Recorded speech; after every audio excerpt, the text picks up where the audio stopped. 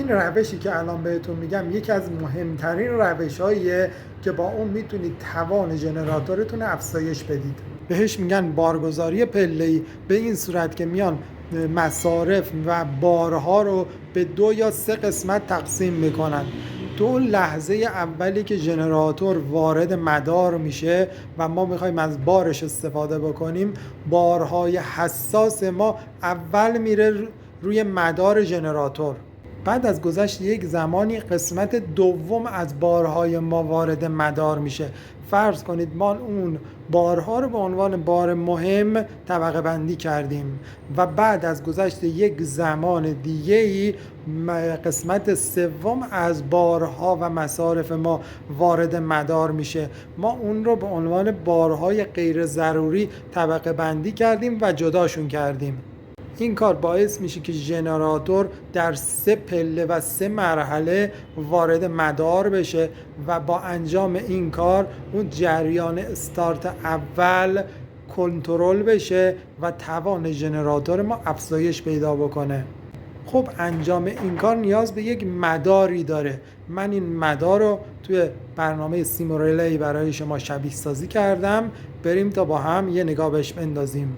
من بارها و مصارف یک ساختمان اداری تجاری رو به 3 قسمت تقسیم کردم: بار حیاتی، بار مهم و بار غیر ضروری.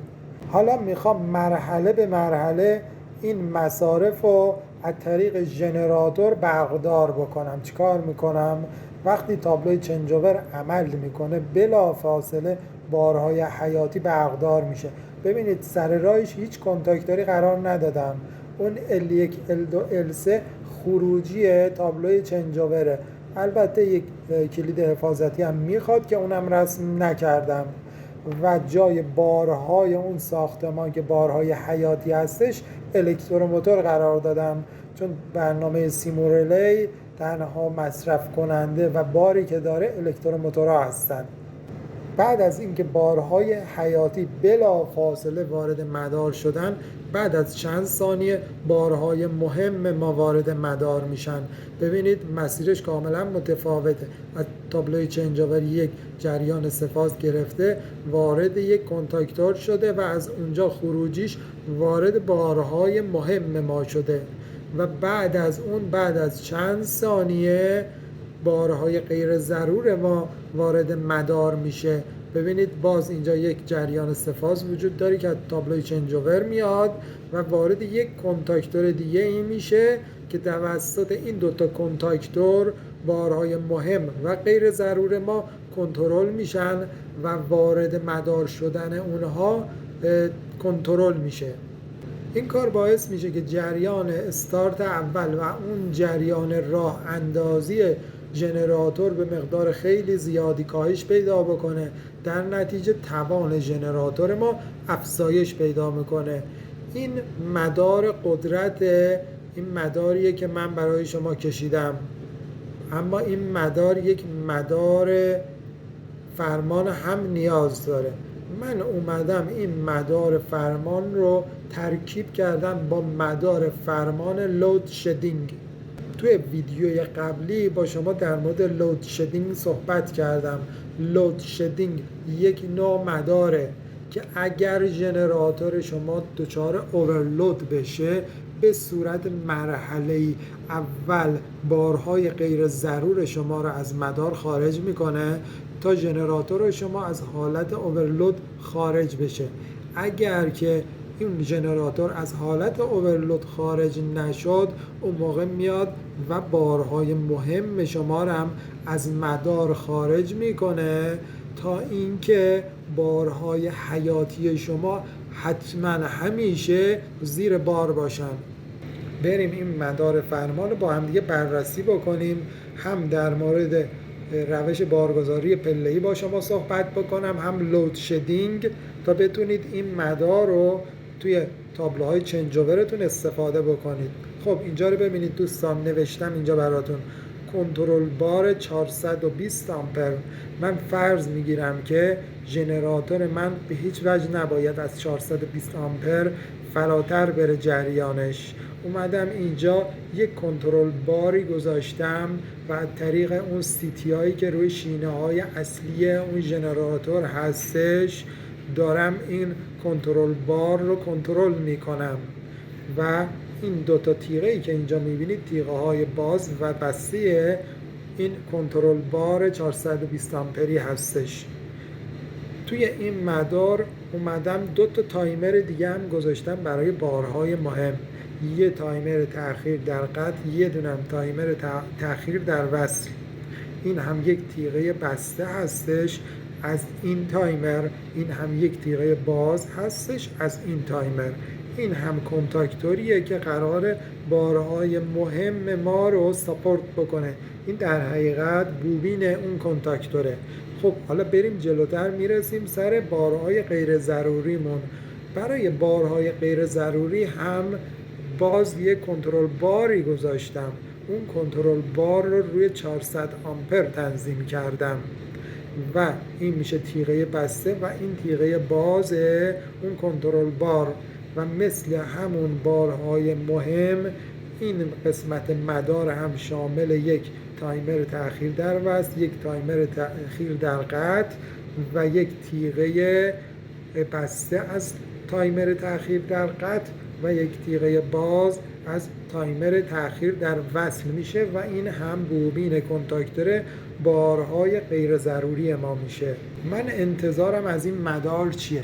انتظارم اینه که وقتی که تابلوی چنجاور من عمل میکنه بلا فاصله بارهای حیاتی من برن زیر بار بدون لحظه ای توقف. بعد از چند ثانیه بارهای مهم من وارد مدار بشه و چند ثانیه بعد از اون بارهای غیر ضرور وارد مدار بشن و اگر اون ژنراتور من بره به سمت اورلود شدن اول بارهای غیر ضرور من از مدار خارج بشه و اگر این اورلود شدن ادامه پیدا بکنه بارهای مهم من هم از مدار خارج بشه و فقط بارهای حیاتی تو مدار بمونه و کل این فرایند به صورت کاملا اتوماتیک انجام بشه. بریم تا با همدیگه این مدار رو شبیه سازی بکنیم و عملکردش رو ببینیم. اون بالا سمت چپ دکمه پلی رو میزنم، این دکمه پلی. بریم اینجا ببینید دوستان بلا فاصله بارهای حیاتی وارد مدار شد. اینجا رو ببینید این تایمر شروع کرده به فعال شدن و بعد از گذشت 10 ثانیه بارهای مهم ما رو وارد مدار کرد و بعد از گذشت یک زمانی بارهای غیر ضرور ما وارد مدار شد.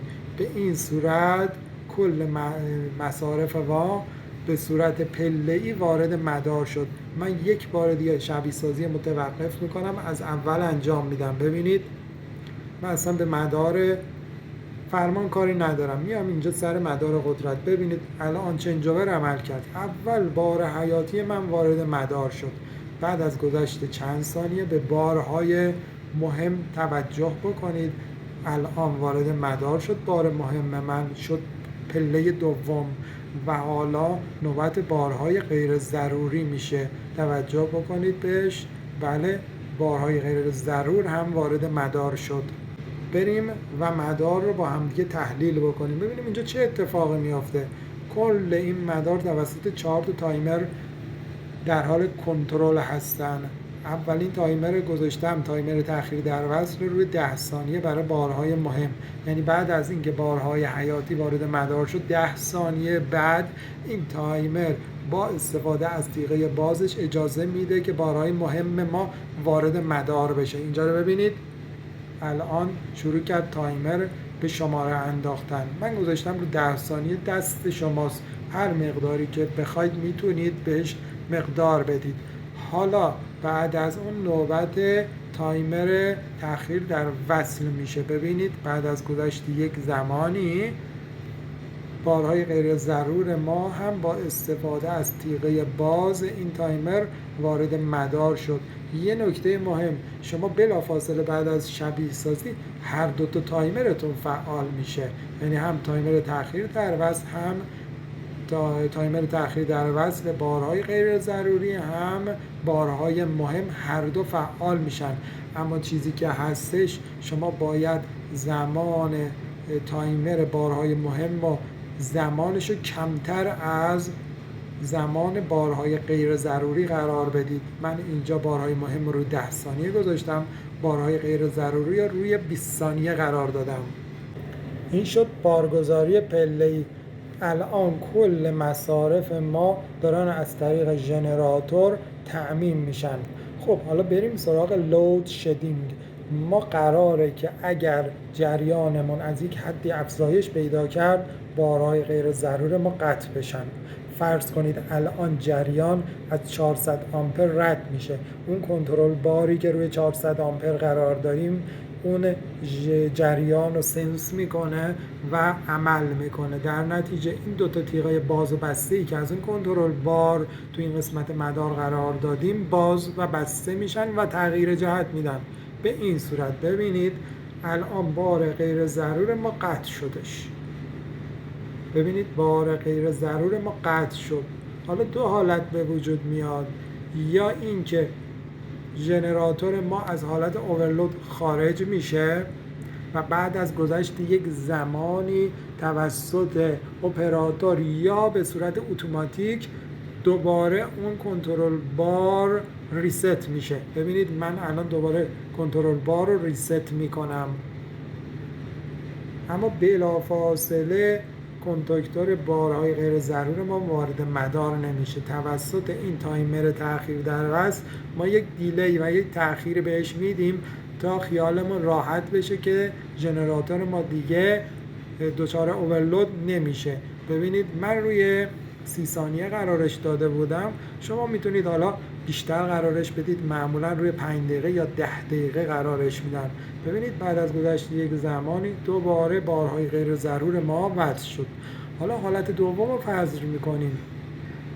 الان جریان ما 400 آمپر رد میشه، این کنترل بار عمل میکنه، بارهای غیر ضرور ما رو از مدار خارج میکنه، اما ژنراتور ما همچنان تو حالت اورلود مونده و حالا جریانش از 420 آمپر هم میگذره. چه اتفاقی میافته؟ اون کنترل باری که روی 420 قرار دادیم عمل میکنه، تیغ‌های باز و بستش تغییر جهت میدن. من این کار انجام بدم. ببینید الان این کنترل بار هم اورلود کرد و باعث شد که بارهای مهم ما از مدار خارج بشن. توی مدار قدرت هم مشخصه فقط بار حیاتی ما وارد مدار شده و باز اگر جریان ژنراتور هم مقدار اورلود خارج بشه و کمتر بشه و کنترل بار ما ریست بشه، دوباره توسط تایمر کاتی 2 زمان وصل شدن بارهای مهم ما با یک تأخیری انجام میشه. ببینید من ریست کنم کنترل بار رو، الان تایمر کاتی 2 فعال شد و اجازه نمیده که بلافاصله بارهای مهم ما وارد مدار بشه. شما میتونید این زمان مثلا 5 دقیقه بهش بدید تا خیالتون از بابت اورلود شدن ژنراتور برطرف بشه و حالا این سمت هم اگر حالت اورلود خارج بشه بارهای غیر ضروری شما هم باز وارد مدار میشه. این بود ترکیبی از مدار بارگذاری پله‌ای ژنراتورها که نقش بسیار مهمی داره در کنترل جریان راه اندازی ژنراتور و باعث میشه که توان ژنراتور شما افزایش پیدا بکنه و مدار لود شدینگ که مانع از آسیب به ژنراتور شما میشه بر اثر اورلود. اگر تا به حال عضو این کانال نشدید حتما دکمه سابسکرایب یا مشترک شدن رو بزنید، اون دکمه زنگوله رو هم فعال بکنید و منتظر آموزش های بعدی من باشید.